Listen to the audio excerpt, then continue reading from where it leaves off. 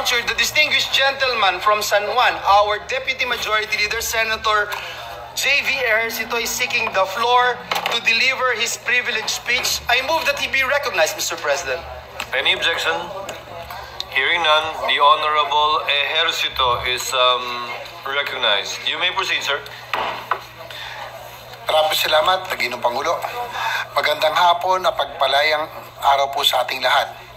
Mr. President, distinguished colleagues, I rise before you on a matter of collective and personal privilege. Your health is an investment at an expense. Nakita at narinig po natin sa nakarang State of the Nation address ni Pangulong Bongbong Marcos kung paano nag-invest ang kanyang administrasyon para sa kalusugan ng mga Pilipino. Ibinida ng Pangulo ang pagdaragdag ng pampublikong ospital, specialty centers at ang bagong urgent care and ambulatory service o bukas centers. Bawat bayan sa Pilipinas ay mayroon na raw doktor. Binanggit din ang yaman ng kalusugan program para malayo sa sakit o yakap caravan para sa libreng check-up, lab test at gamot.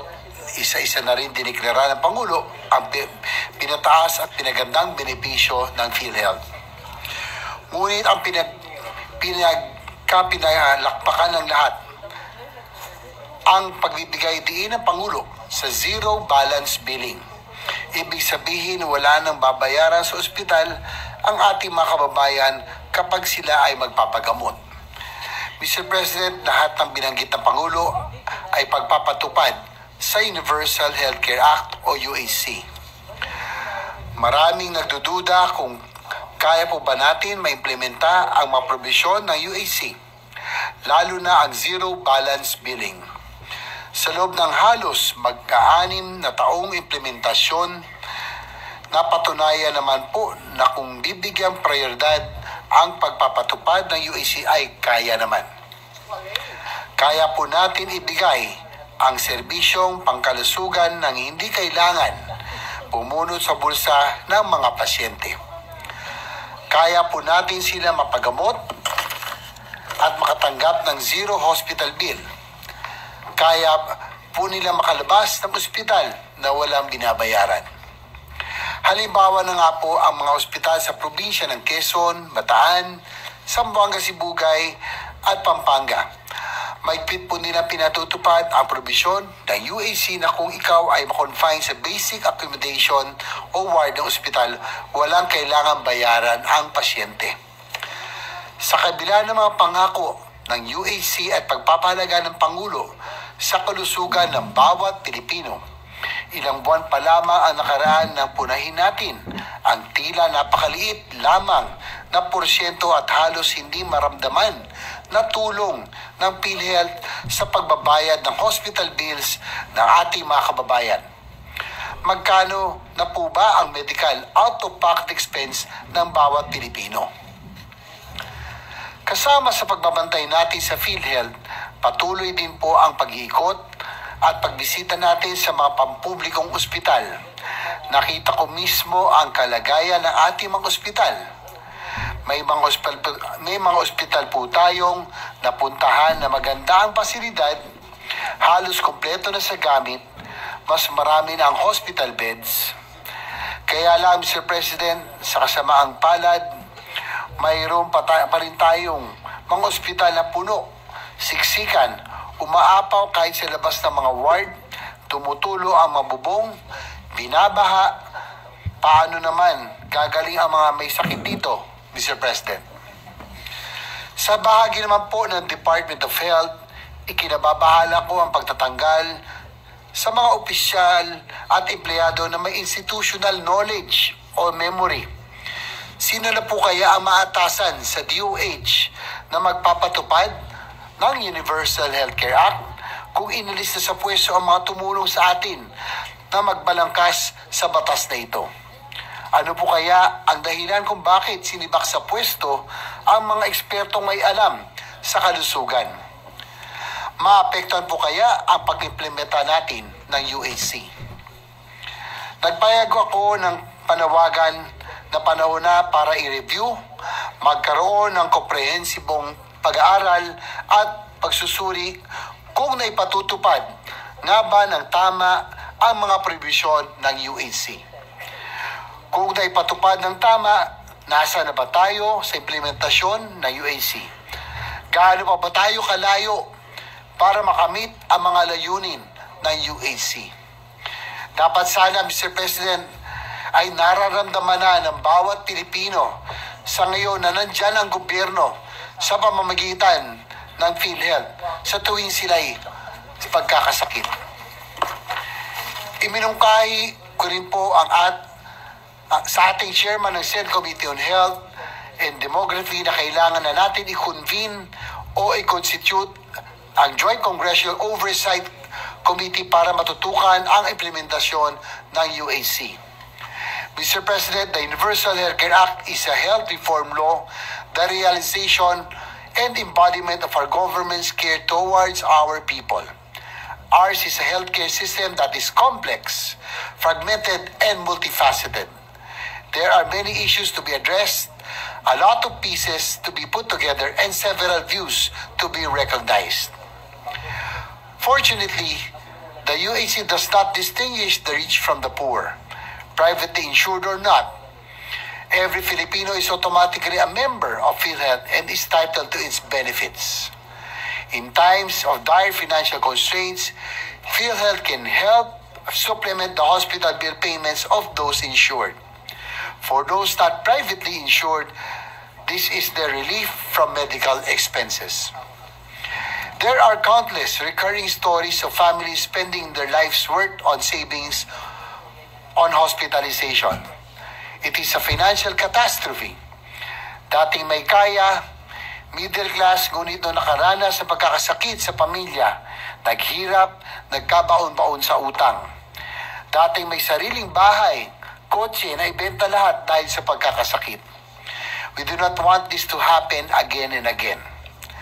Ang gusto ng ating UAC ay siguraduhin na mayroon tayong kalidad at murang serbisyong pangkalusugan sa tuwing pangkakailanganin natin ito. Hangarin ng UAC na mawala ang ating pangamba na sa mga panahong magkakasakit ang miyembro ng ating pamilya ay hindi natin kailangan mamalimos ng pambayad sa ospital, pang-lab test o pambili ng gamot. Sa gitna ng lahat na magandang adikain ng UAC ay ang PhilHealth, ang pangunahing tagapagpatupad ng mga probisyong ito. Ang tagumpay ng UAC ay nakasalalay sa maayos at epesyenteng pamumuno ng PhilHealth. The formulation, development of health benefit packages, and the improvement of existing ones are one of the mandates of PhilHealth.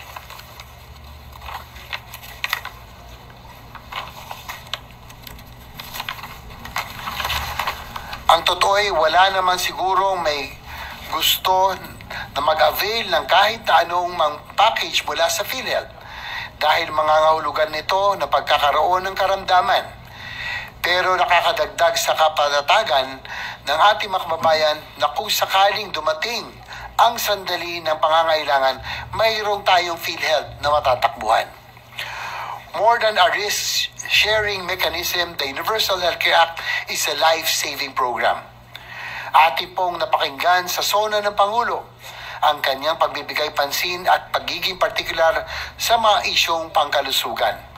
To share the same foresight and dreams for healthcare as that of the President is a very much welcome thought. Sabi ko nga, Ginoong Pangulo, na ito pong Universal Healthcare Act, pinirmahan po 2019. Pero dapat sana ngayon ay nararamdaman na ng ating makbabayan. Ako'y natutuwa kahit papano nung SONA ay ngayon mabibigyang diin na ang UAC at sana po talagang bigyan na ng prioridad. We learned so much from this COVID-19 experience.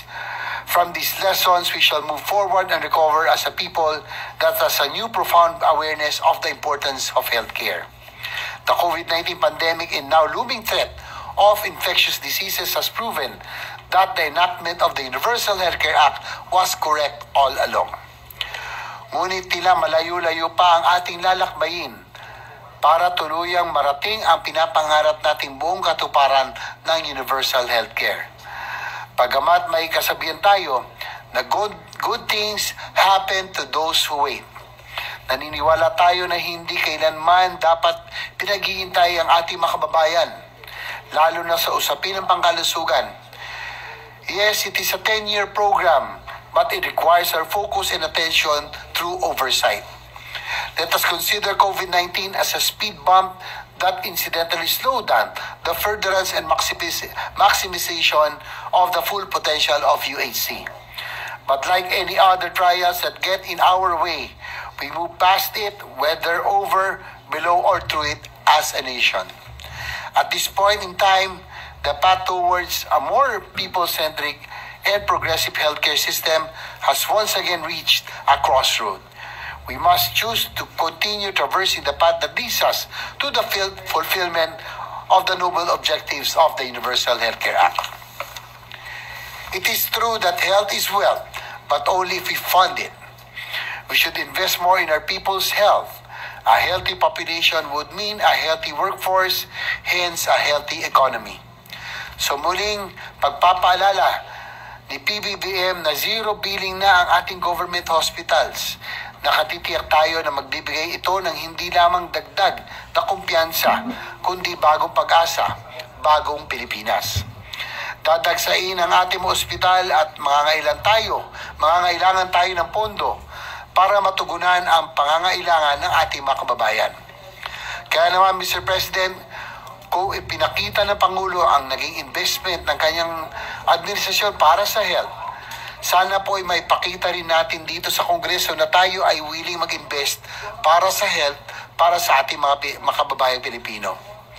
As an investment, I filed Senate Bill number 1 or the supplemental appropriation of 74.4 billion. It seeks to give additional subsidies for PhilHealth to further improve their health benefit packages. This 74.4 billion subsidy is the same amount proposed by the Executive Department under the 2025 National Expenditure Program. This serves as fuel, keeping the passion of the President for healthcare reforms burning. Kung mabibigyan po ng karagdagang budget ang PhilHealth, hindi po mapapaso ang mga tao sa pangakong binitawan ni President Bongbong Marcos sa kanyang SONA.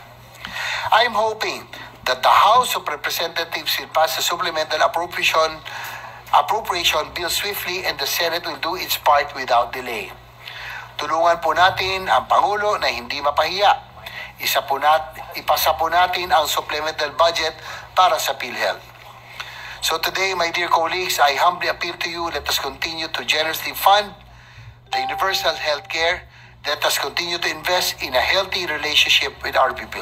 Thank you, Mr. President. Thank you, Senator JV.